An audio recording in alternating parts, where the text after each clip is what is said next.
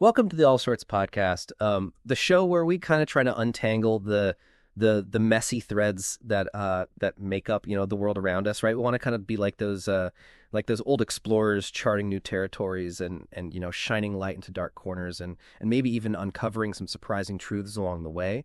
And if you're ready to kind of join us on this adventure, through these fascinating landscapes of knowledge, well, become a part of our crew, like, share, and subscribe to the All Sorts podcast on YouTube.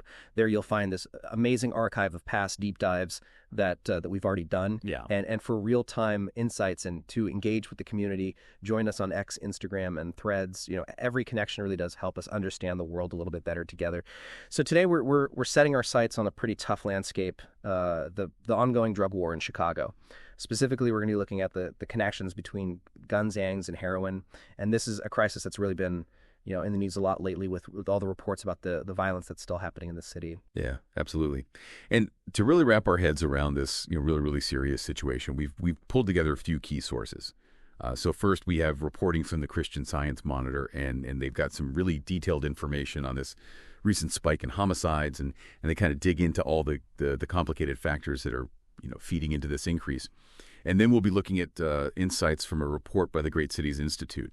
And this was summarized in the Chicago Tribune. And they really analyze how gang violence is evolving in Chicago and what that means for, coming up with policies that actually work. And lastly, we'll be looking at a summary of a CBS News 48 Hours investigation, and they called it The War in Chicago. And this report really zeroes in on the powerful and really destructive link between, guns, gangs, and what they call a booming heroin trade with ties to the Sinaloa cartel. And they even have some firsthand accounts from people who are, right in the middle of this conflict. So as always, our mission here is to distill the most important information from all these different sources and give you, our listener, a solid understanding of what's happening right now and the history of violence in Chicago. We'll be focusing on, how drugs, gangs, and guns all kind of intertwine and create this really devastating situation. So let's jump right in and start with that really alarming recent rise in homicides. Yeah, so this report from the Christian Science Monitor, it's a pretty stark picture. So Chicago had its deadliest January in 16 years, with 51 reported homicides. Just to give you a comparison, January 2015 saw 22 fewer lives lost. And maybe even more worrying is the fact that shooting incidents actually doubled during that same time period. Right, and the monitor goes beyond just giving us these stark numbers. They point to this really important underlying issue, and that's this growing lack of trust between the public and the police. And it kind of makes you wonder, how does this breakdown in trust contribute to an environment where violence can, just escalate? Does it affect, how crimes are reported or the willingness of communities to, work with law enforcement to try to solve these problems? Yeah, those are some really crucial questions, because when you have that vital bond of trust breaking down, it can create this kind of feedback loop where people feel less safe and less likely to, engage with the very systems that are supposed to be there to protect them. Right. And unfortunately, this can really hinder, finding effective solutions. But as we'll see, this is just one piece of a much bigger and more complicated problem. Exactly. And the Monitor's earlier reporting from back in October, they dig deeper into all these different factors that are fueling this violence. And it turns out it's much more complex than just police-community relations. One of the really interesting things here is that gangs are splitting up. It's not like the old days with those big, powerful gangs that everybody knew. Instead, what we're seeing now is this fragmentation into smaller, more localized, and often more unpredictable groups. And this is important to understand because it means that the old ways of doing law enforcement might not work as well anymore. These smaller gangs are harder to keep track of, and their motivations and alliances can change really quickly. And along with this shift in how gangs operate, we still have this constant problem of illegal guns being way too easy to get. And the Monitor highlights how the sheer number of these weapons out there can turn, a simple argument into a deadly shooting. It makes you think about where these guns are coming from and if the current efforts to, control them are actually working at all. Yeah, it does. And we can't ignore the role of those bigger social and economic forces at play here. The decision to tear down low-income housing projects, while it was meant to address certain problems, it also ended up disrupting the networks and support systems that existed in those communities.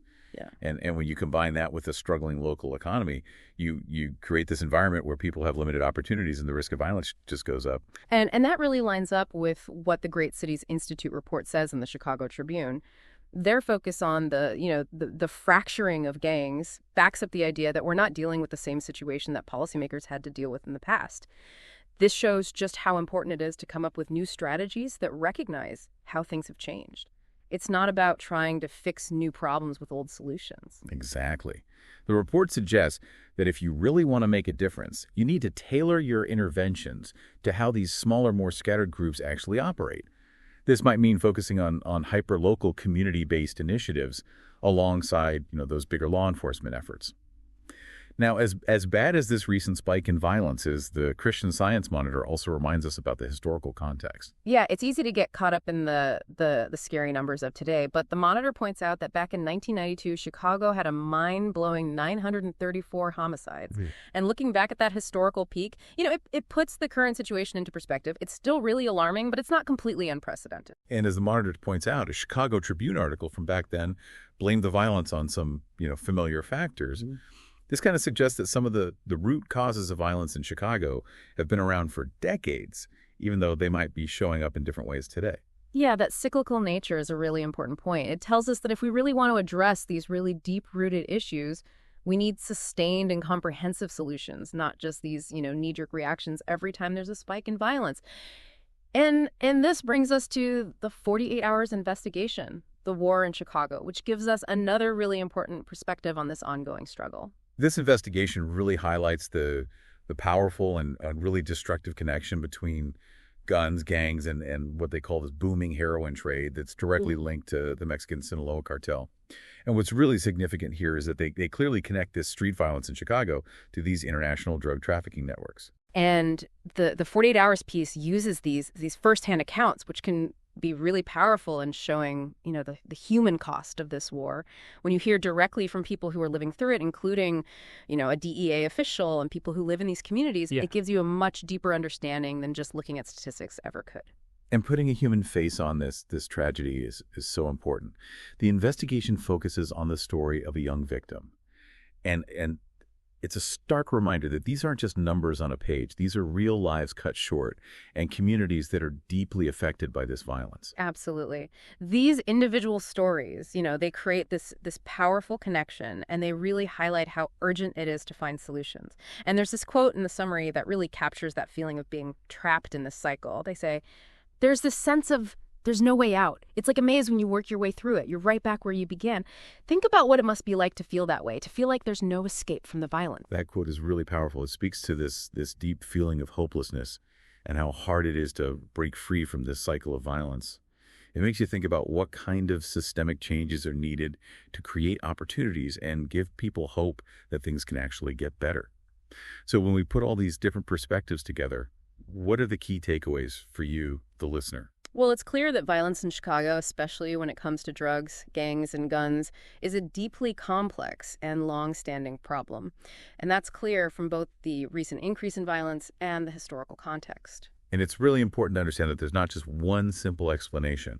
Our sources show that it's this combination of factors, the changing nature of gangs, how easy it is to get illegal guns, the underlying social and economic problems, and the huge influence of the drug trade, especially the heroin market that's being fueled by these international cartels. The war in Chicago really shows how all these things are intertwined, and they create this vicious cycle of violence that has a devastating impact on individuals and communities. And those personal stories from the investigation, they really bring home the human cost of this war. Right. And ultimately, while the recent spike in homicides is definitely something to be concerned about, it's crucial to understand the historical context and all the different things that are driving this violence.